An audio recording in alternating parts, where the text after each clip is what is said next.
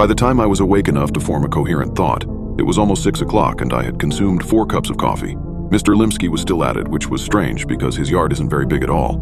It shouldn't take more than a 40-minute mow job, but here it was, an hour and 15 minutes later, and he was still at it.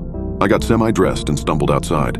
I walked across my own yard, which I noted needed mowing itself.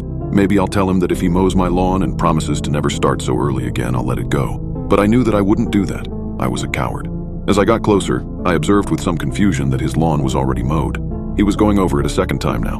I walked up to our property line, denoted by the contrast between mowed and unmowed grass, and started waving my hands in the air, waiting for Mr. Limsky to notice me. He never did. He just stared straight ahead and kept pushing the mower. "Hey!" I shouted, but it was no good.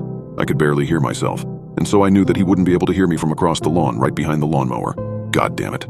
I walked across his yard until I was right behind him. "Hey!" Nothing. I tapped on his shoulder. Nothing. He just kept pushing the lawnmower onward over the already mowed lawn. I didn't know what to do. I'll catch him after he finishes, I guess. He's in the zone. I shrugged and was getting ready to turn back to my house when I saw a trickle of what was presumably urine run down his bare leg. Jesus. I went back to my house and opened the door. Vanessa was reading a book to Keegan. She stopped when I came in and looked up. "Well, he couldn't hear me.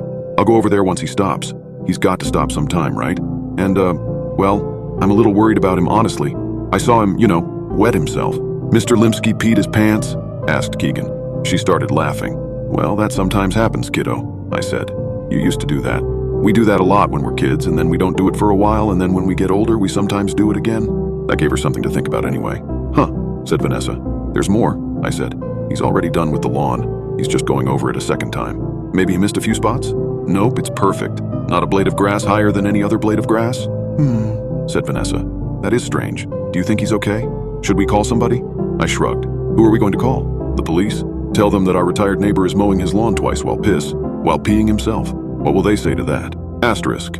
By 8 o'clock I was done cooking the bacon, and Mr. Limsky was still at it, mowing his lawn for what must have been the 5th time.